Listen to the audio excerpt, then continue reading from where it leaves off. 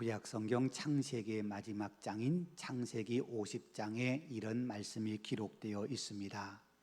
요셉이 그들이 그에게 하는 말을 들을 때에 울었더라.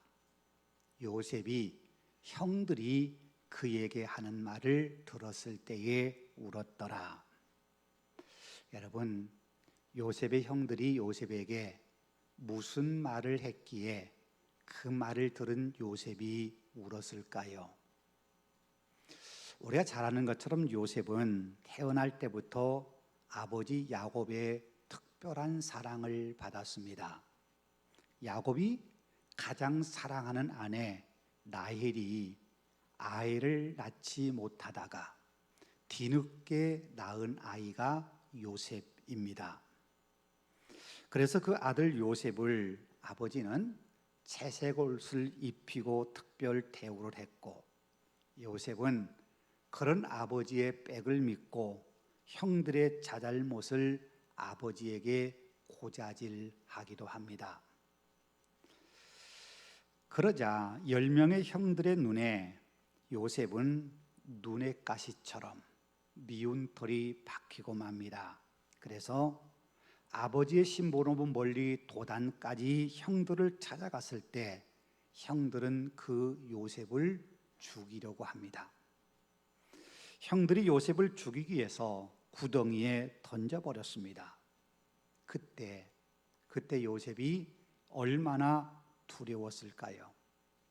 구덩이에 던져져 죽음의 위기에 몰렸을 때 요셉이 살려달라고 얼마나 울부짖었을까요?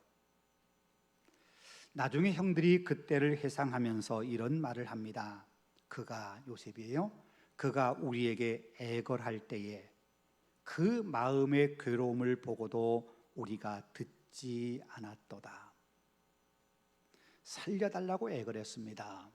목숨만 살려달라고 울면서 목 놓아 부르짖었습니다. 그 고통, 그 애절한 마음, 그 부르짖음, 그걸 형들이 다 알았습니다.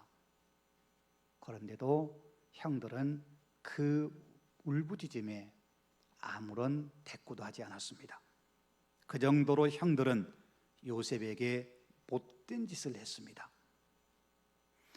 요셉의 넷째 형인 유다가 요셉을 죽인들 무슨 유익이 있겠느냐며 나머지 형제들을 설득한 끝에 요셉은 구덩이에서 죽지 않고 애굽의 노예로 팔려가게 됩니다.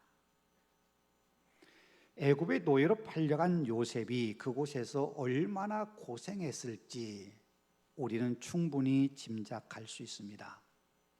나중에야 주인 보디발에게 인정받고 가정 총무가 되긴 했지만 그 과정에서는요, 모든 노예들이 그런 것처럼 이루 말할 수 없는 힘들고 고통스러운 삶을 그도 살았을 겁니다. 그러다가 요셉이 바로의 꿈을 해석해 주므로 애굽의 총리 자리까지 올라가게 되지요. 바로왕의 꿈대로 7년의 풍년이 지난 다음 흉년의 때가 시작되었습니다. 극심한 흉년은 애굽에만 있었던 것이 아닙니다. 야곱의 가족이 살고 있던 가나안 땅에도 흉년이 들자 요셉의 형들이 곡식이 있다는 애굽으로 곡식을 구하러 갑니다. 물론 형들은 동생 요셉이 애굽의 총리로 있다는 것, 동생 요셉이 애굽의 총리가 되었다는 사실은 꿈에도 생각하지 못했습니다. 형들이 애굽의 곡식을 구하러 두 번째 내려갔을 때 요셉은 형들 앞에 자신의 정체를 드러냅니다. 내가 요셉이라고. 애굽의 총리가 자기들의 동생, 아니 자기들이 죽이려고 했고 노예로 팔아버린 그 요셉이라는 사실을 알게 되자 형들은 너무 놀라서 아무 말도 할 수가 없었습니다. 여러분, 그렇지 않겠습니까? 노예로 팔아버린 요셉이 지금까지 살아있다는 것도 놀라울 뿐만 아니라 그 넓은 땅, 그 많은 사람들 속에서 자기 동생 요셉을 만났다는 것도 굉장히 놀라운 사실입니다. 더구나 그가 애굽의 총리의 자리에 있다는 것, 얼마나 놀라운 일입니까? 그런데요, 형들의 마음은 놀라움보다도 두려움이 앞섰을 겁니다. 이 거대한 제국 애굽의 총리로 있는 요셉이 옛날 자기들이 그에게 한 일을 생각하고 복수하지 않을까, 그 염려 있지 않았겠습니까? 그런데 요셉은 복수하지 않았습니다. 오히려 두려워하는 형들에게 두려워하지 마십시오. 하나님이 당신들의 생명을 건지기 위해서 나를 먼저 이곳으로 보내신 겁니다 라고 대답해 줍니다. 당신들에게 복수할 뜻 하나도 없습니다, 그런 뜻입니다. 그리고 아버지를 비롯해서 가족들을 모두 애굽 땅으로 불러와서는 고센 땅에 살게 했습니다. 그때까지는 아무런 문제도 없었습니다. 아버지 야곱을 비롯해서 요셉의 형들에게 아무런 걱정 없이 잘 사는 것처럼 보였습니다. 그러다가 문제가 발생했습니다. 아버지 야곱이 죽은 겁니다. 야곱이 죽자 아들들은 아버지 유언대로 야곱을 가나안 땅 조상들의 묘에 안장하고 장례를 잘 치러드렸습니다. 그리고 다시 애굽으로 돌아왔는데 형들의 마음속에 다시 두려움이 일기 시작했습니다. 아버지가 살아계실 때에는 아버지의 낯을 봐서라도 요셉이 우리에게 복수하지 않을 텐데, 이제 아버지가 돌아가신 마당에 요셉이 옛날 일 생각하고 우리에게 복수하면 어떨까, 그러지 않을까, 이런 생각 때문에 두려움이 있었던 겁니다. 그래서요, 사람을 요셉에게 보내서 아버지가 죽이기 전에 형들의 잘못 용서해달라고 아버지가 유언을 남겼다, 그 말을 요셉에게 전해줍니다. 형들이 전해준 그 말을 들을 때 요셉이 울었다는 겁니다. 그게 창세기 50장 17절 말씀입니다. 그럼 여러분, 요셉이 왜 울었을까요? 아버지 유언대로 형들에게 복수할 수 있는 기회였는데 그 기회를 잃어버렸기 때문에 원통해서 울었을까요? 아버지가 살아계실 때는 참고 참다가 아버지 돌아가시면 형들에게 반드시 복수하리라, 그렇게 마음 먹고 있었는데 아버지가 유언으로 복수하지 말아라, 옛날 일 용서해라, 그 말 하셨으니까 그 말 안 들을 수 없어서 너무너무 마음이 답답하고 분해서 울었을까요? 그렇지 않습니다. 이후에 요셉이 한 말을 보면 알 수 있습니다. 그 후에 형들이요, 직접 요셉을 찾아와서 이렇게 엎드려 말합니다. 우리는 당신의 종입니다. 우리는 당신의 종입니다. 아버지의 유언이라고 해서 복수하지 말라는 말을 전했음에도 형들의 마음속에는 여전히 그래도 동생 요셉이 우리에게 복수하지 않을까 두려운 마음이 여전히 있었습니다. 그래서 동생 요셉을 찾아와서는 그 앞에 엎드려 우리는 다 당신의 종입니다 라고 이야기하는 겁니다. 그때 요셉이 이렇게 대답합니다. 두려워하지 마소서, 내가 하나님을 대신하리이까. 두려워하지 마소서, 내가 당신들과 당신들의 자녀를 기르리다 하고 간곡한 말로 위로하였더라. 여러분 보세요, 요셉이 형들에게 반복해 한 말이 있죠. 두려워하지 마소서, 두려워하지 마소서. 이 말은 지금 형들의 마음속에 두려움이 가득 차 있다는 겁니다. 요셉이 자기들에게 복수할까봐 두렵다는 겁니다. 어쩌면 형들은요, 아버지가 돌아가신 후에 갑자기 두려움이 밀려온 것 아닐 겁니다.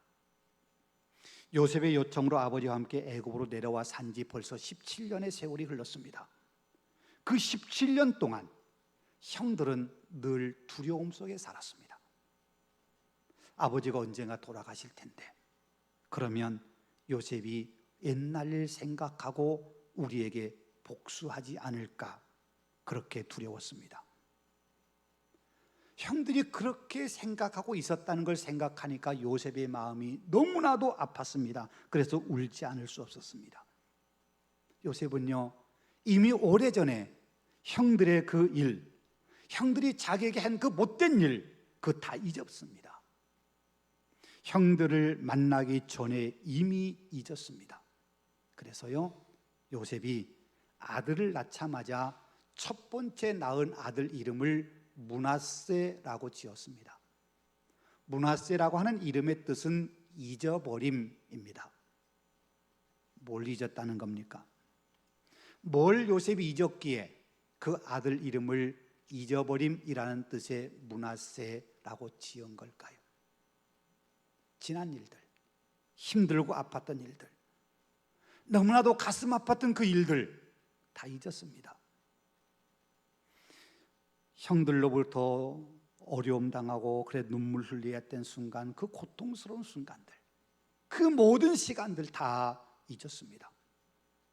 요셉은 이미 오래전에 그런 아픔과 고통과 눈물 나는 시간들을 다 잊었습니다. 그래서 형들 처음 만났을 때부터 요셉의 마음속에는 형들에게 복수하리라 그런 마음이 전혀 없었습니다.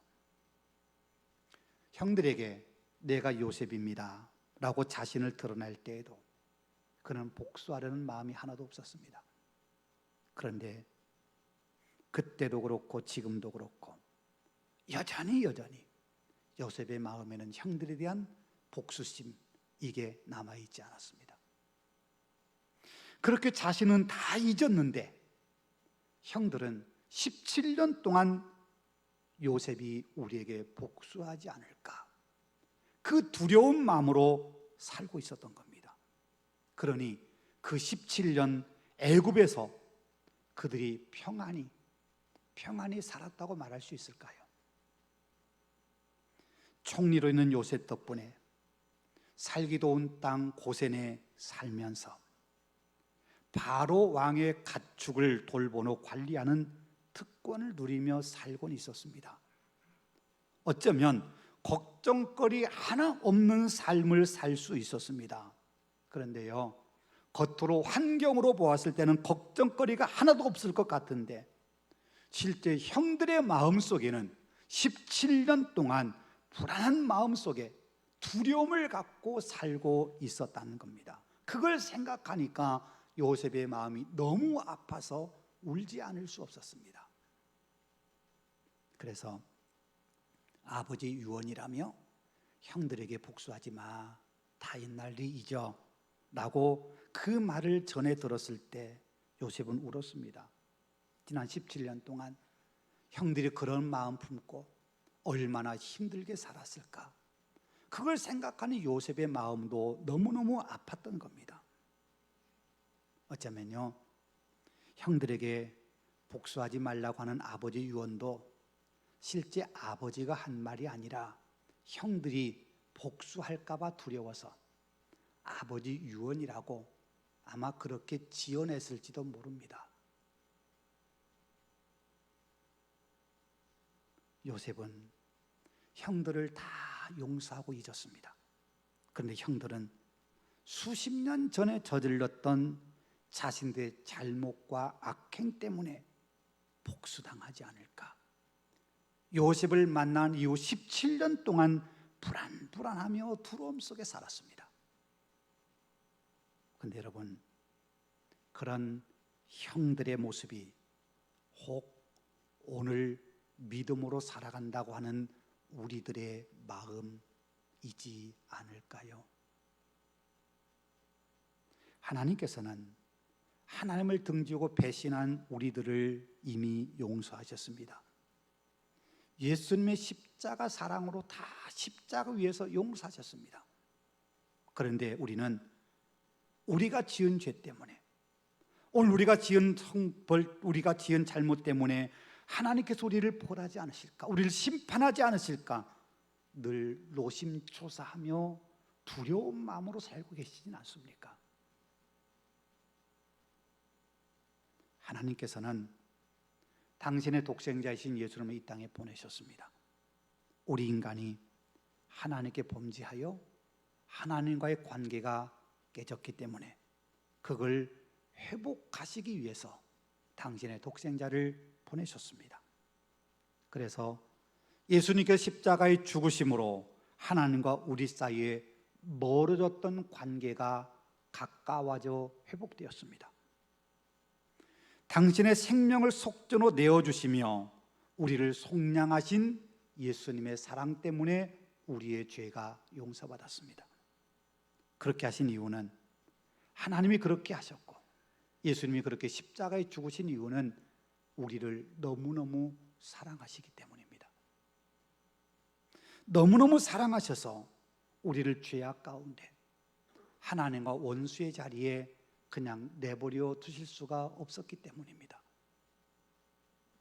그러면 하나님께서 우리를 죄에서 구원하여 하나님 백성 삼아주신 이유는 무엇일까요?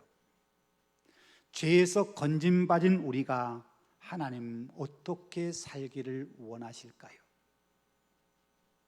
하나님께서 당신의 독생자를 십자가에 죽게 하시기까지 우리를 사랑하신 이유는 우리로 하나님과 화목하게 지내게 하시기 위해서입니다. 오늘 본문 10절에 말씀합니다. 곧 우리가 원수 되었을 때 그의 아들의 죽으심으로 말미암아 하나님과 화목하게 되었은즉 화목하게 된 자로서는 더욱 그의 살아나심으로 말미암아 구원을 받을 것이라. 예수님의 십자가 죽으심으로 하나님과 우리의 관계가 회복되었다는 겁니다. 그럼 여러분, 회복이라는 게 뭡니까? 회복이 뭘까요? 성경에서 회복이라고 하는 말은 1차적인 의미는요, 바꾸다, 교환한다, 그런 뜻입니다. 하나님께서 당신의 독생자, 당신의 아들을 이 땅에 내어주시면서 이 땅에서 죄악 가운데 살아가는 우리와 당신의 아들을 바꾸셨다는 겁니다. 물론 우리와 바꾸셨다고 해서 예수님이 하나님의 원수가 되셨다, 그런 말은 아니에요.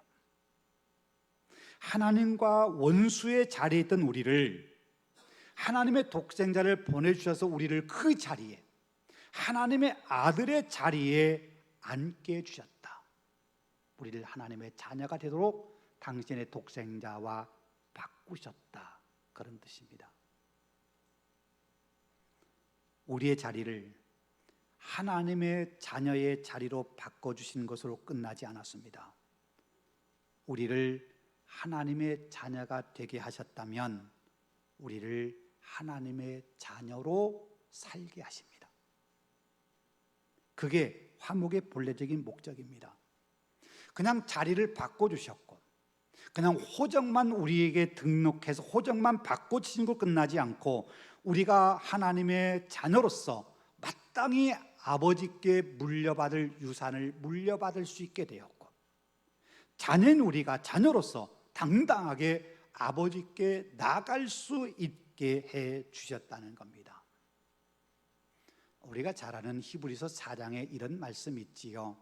그러므로 우리는 긍휼하심을 받고 때를 따라 돕는 은혜를 얻기 위하여 은혜의 보좌 앞에 담대히 나갈 것이니라. 여러분, 하나님의 자녀가 된 우리가 뭔가 필요하고 우리가 뭔가 부족할 때 아버지인 하나님께 도움을 구할 수 있고 기도할 수 있게 되었다는 겁니다. 하나님의 은혜와 도우심이 필요할 때 우리는 거리낌 없이, 어떤 주저함이나 막힘 없이 아버지 하나님께 담대히 나가서 우리가 원하는 것 구할 수 있게 되었습니다. 그런데 여러분, 우리가 한 가지 알아야 할 게 있어요. 하나님의 보좌 앞에 담대히 나갈 수 있다고 하는 게 이게 얼마나 큰 은총인지 우리가 알아야 한다는 겁니다. 우리가 잘 아는 에스더의 이야기를 통해서 우리가 한번 생각해 보십시다. 페르시아 제국 당시 제국의 제2인자격인 하만의 계략에 의해서 에스더의 동족 유다 민족이 몰살당할 위기에 처하게 됩니다. 그때 왕비 에스더는 왕에게 나가 자기 민족 유다를 건져 달라고 왕에게 간청하고 싶었습니다. 그런데 왕에게 갈 수가 없었습니다. 왜냐하면 왕이 부르지 않았는데도 왕 앞에 불쑥 나타난다는 것은 왕을 살해할 음모를 가지고 있는 것이라, 그런 행동이라고 생각해서 그를 죽일 수 있습니다. 비록 왕비라 하더라도 왕이 부르지 않았는데 나간다면 그도 죽일 수 있습니다. 왕비 에스더가 죽으면 죽으리라 그런 각오의 말을 했잖아요. 왕이 부르지 않았는데 내가 갔을 때 왕이 죽인다면 나는 죽을 수밖에 없습니다. 그런 얘기입니다. 왕 앞에 잘못 나갔다가는요, 그렇게 죽을 수 있는 거예요. 그처럼 고대사에서 왕 앞에 나간다는 것은 왕이 허락하지 않은 한 불가능했습니다. 비록 왕비라 하더라도 말입니다. 그런데 하나님께서는 우리에게, 만왕의 왕이신 하나님께서는 우리에게 언제든지 와, 언제든지 내 앞에 와, 내 앞에 와도 돼 라고 당신의 품을 활짝 열어 놓으셨습니다. 한 달 전쯤에 아침에 묵상해서 여러분에게 드렸던 말씀, 징기스칸의 이야기 생각해 보십시다. 징기스칸이요, 자기를 위해서 목숨을 바쳤던 9명의 공신들에게 타르탄이라고 하는 이름을 붙여주면서 그들에게 준 특권 가운데 하나가 언제든지 아무의 허락받지 않아도 내 방에 들어올 수 있어 라고 하는 특권을 준 겁니다. 징기스칸의 방에 들어간다고 하는 것은 아무에게나 허락되어 있는 것이 아니었다는 말입니다. 특별한 공을 세운 9명에게만 허락된 일이었습니다. 그런데 하나님께서는 자녀인 우리에게 언제든지 하나님의 보좌 앞에, 하나님 앞에 담대히 아무런 제약이나 거리낌 없이 나갈 수 있도록 허락해 주셨습니다. 이것은 실로 어마어마한 특권, 자녀인 우리에게만 주신 엄청난 특권입니다. 여러분, 그렇다면 왜 하나님께서는 우리에게 그런 어마어마한 특권을 주셨을까요? 고대사의 풍습에 따르면 왕 앞에 마음대로 나갈 수 없었는데, 하나님께서는 만왕의 왕이신 당신 앞에 자녀인 우리가 아무 때든지 언제든지 담대히 나갈 수 있도록 왜 우리에게 허락해 주신 걸까요? 그것은 우리가 하나님과 화목하게 지내길 원하시기 때문입니다. 화목하다고 하는 것의 두 번째 의미는 관계가 회복되어 아무런 장애나 방해 없이 친밀한 교제를 나눈다는 겁니다. 마치 에덴 동산에서 동산을 거니신 하나님께서 아담과 함께 대화를 나누시며 산책을 즐기시는 것처럼, 오늘 당신의 자녀가 된 우리들도 하나님과 늘 함께하며 함께 산책하는 것처럼 늘 동행하며 함께 살기를 원하십니다. 우리가 하나님을 두려운 분이라고 생각하지 않고 그래서 두려워서 하나님 가까이 할 수 없는 멀리 있는 당신처럼, 혹 나같이 부족한 사람이, 나 같은 죄인이 어찌 감히 하나님께 가까이 다가갈 수 있겠어? 그런 마음으로 하나님을 멀리하고 그러는 거, 하나님이 결코 원하지 않으시는 모습이라는 겁니다. 마치 아빠가 퇴근하고 집에 들어오면 집에 있던 어린아이가 뛰어가면서 아빠의 품에 안기는 것처럼, 배가 고픈 갓난아이가 엄마의 젖을 먹기 위해서 엄마의 품을 찾아 들어가는 것처럼, 하나님께서는 당신의 사랑하는 자녀인 우리가 하나님과 그런 관계이기를 원하십니다. 하나님께서 우리를 죄에서 건져주신 가장 큰 이유는 우리가요, 하나님 위해서 뭔가 큰 일을 하고 큰 일꾼이 되고 그렇게 바라시기 때문이 아닙니다. 우리가 교회나 세상에서 큰 업적을 남기는 큰 일꾼이 되기를 원하셔서 우리를 부르신 게 아니라는 겁니다. 그보다 훨씬 더 중요한 이유가 있습니다. 여러분, 예수님께서 12제자 택하셨잖아요. 예수님을 따르는 많은 무리들 가운데 12명을 특별히 택하셨는데 왜 12명을 택하셨다고 생각하십니까? 그들을 잘 훈련시켜서 복음을 전하게 하도록, 물론 그것도 하나의 이유가 될 수 있을지 모르겠습니다만 그게 가장 중요한 이유는 아닙니다. 그것보다 훨씬 더 중요한 이유가 있습니다. 예수님께 12제자를 부르실 때 그때를 성경은 이렇게 기록하고 있습니다. 이에 12를 세우셨으니 이는 자기와 함께 있게 하시고, 자기와 함께 있게 하시고, 또 보내사 전도도 하며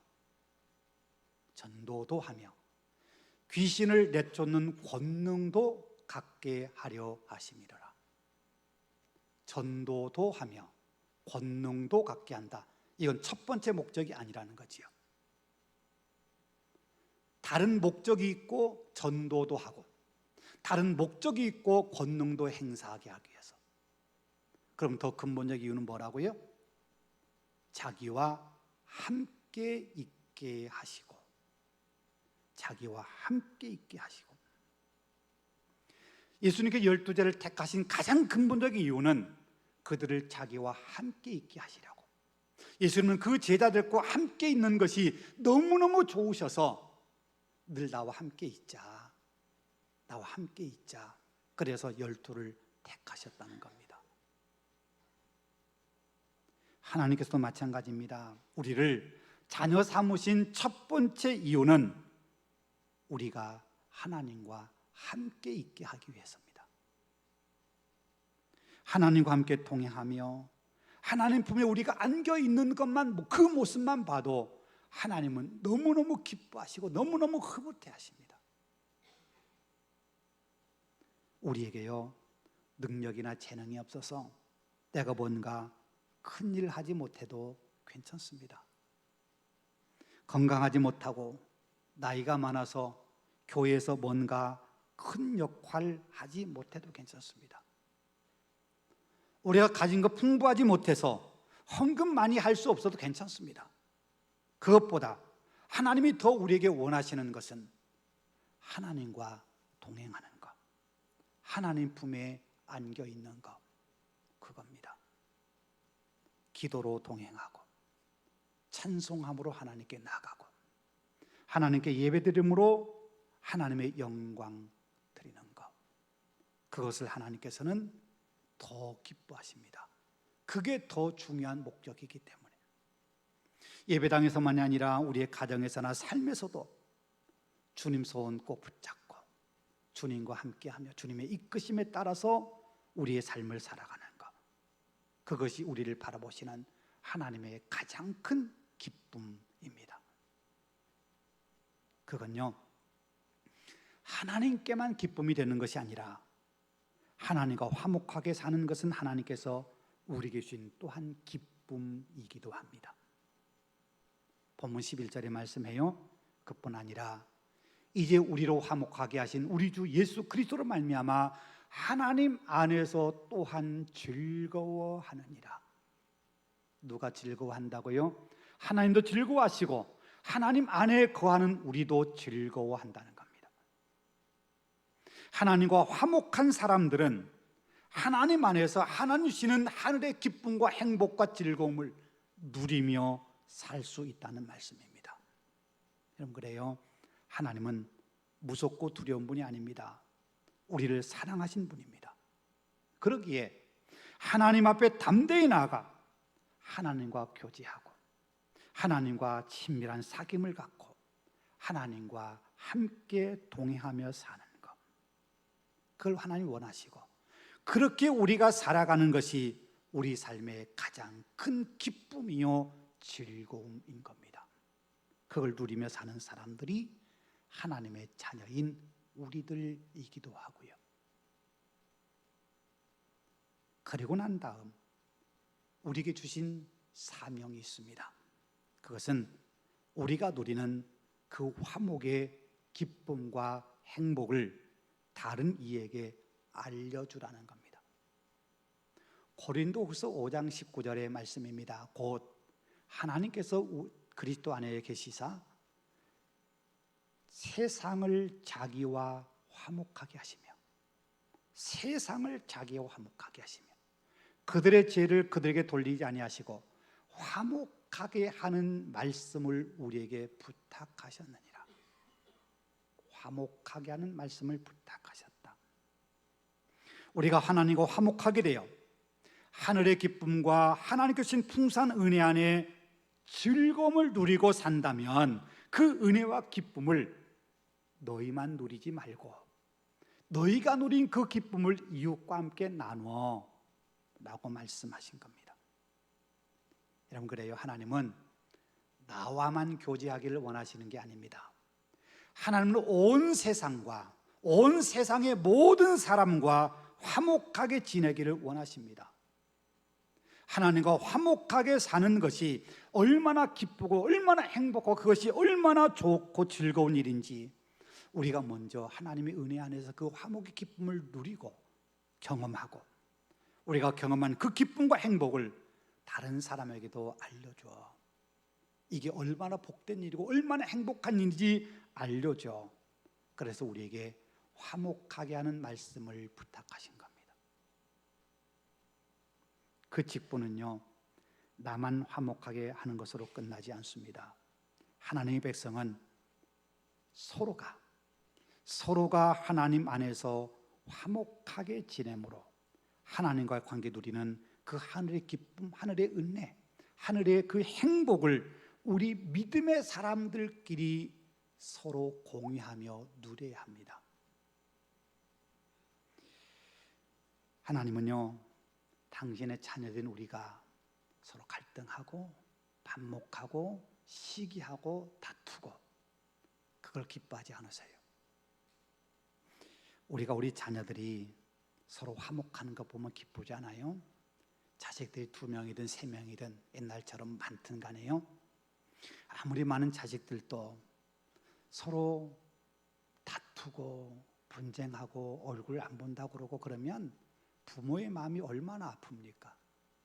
좀 못 살아도, 좀 가진 게 적어도, 출세하지 못해도 서로 화목하고 친하게 지나고 어려울 때 서로 도와주고 기도하고 서로 격려하면서 아름답게 지나는 그 모습 보면 부모의 마음이 너무너무 기쁘고 행복한 거예요.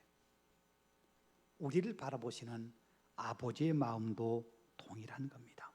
그래서 우리를 하나님과 화목하게 하시고 우리에게 화목을 누리라고, 우리 안에 화목을 누리고 가정에서 이 화목 누리고 교회 안에서 이 화목 누리고 그리고 우리가 누린 이 기쁨을 우리 이웃에게 알려줘라. 이렇게 행복한 게 있다고, 이렇게 기쁜 게 있다고 알려줘라. 그 말씀 우리에게 부탁하신 거예요. 여러분, 우리는 예수님의 십자가 은혜로 하나님과 화목하게 되었습니다. 하나님과 교제하며 화목하게 사는 것으로 인생의 최고의 기쁨을 누리시기를 소망합니다. 그리고 이웃에게도 그 기쁨 나눌 뿐만 아니라 먼저 우리 믿음의 형제들끼리 하나님께서 십자가를 통해 이루신 이 화목의 기쁨과 행복을 함께 누리며 사십시다. 그것이 신앙인으로 사는 최고의 기쁨입니다. 십자가는 화목을 이루신 하나님의 사랑의 사건이기 때문입니다.